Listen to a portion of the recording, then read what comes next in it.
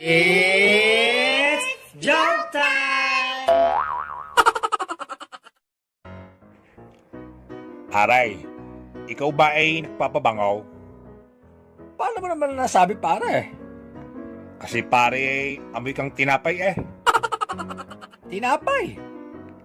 Ano klaseng tinapay naman, pare? Putok pare, amoy kang putok.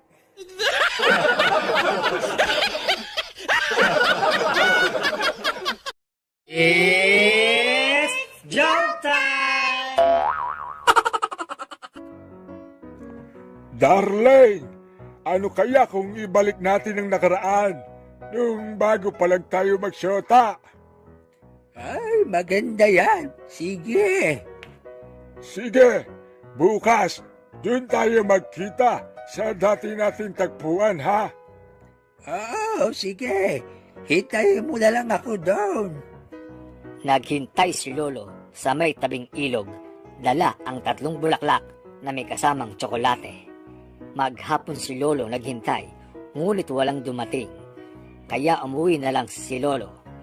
Pagdating sa bahay, nadatnan niya si Lola nakahiga at tumatawa. Demontres ka, bakit di mo ko sinipot? Di kasi ako pinayagan ni nanay eh.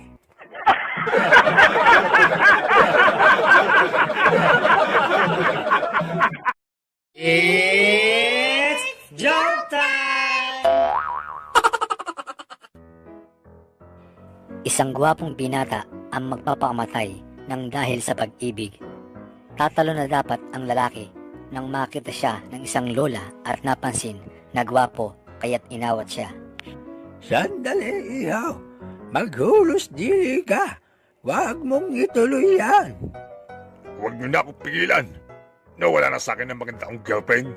Wala nang silbi ang buhay ko. Ay, naku, ihaw. Kung alam mo lang, mas malaki ang problema ko sa iyo. Dati akong napakagandang prinsesa ng Encanto na sinumpa At natigilan ang lalaki. at makakabalik lang ako sa napakaganda kong anyo kung makikipag-list-to-list ang isang binata sa akin. Nag-isip ang lalaki. Tinignan niya ang ayos ng lola. At sa loob-loob niya, mukhang ang engkantada ang matanda. Sige ho, Lola. Papayag akong makipag-list-to-list sa'yo. Pero kapag naging prinsesa ka na, girlfriend na kita. Salamat, iho. Payag ako sa alok mo.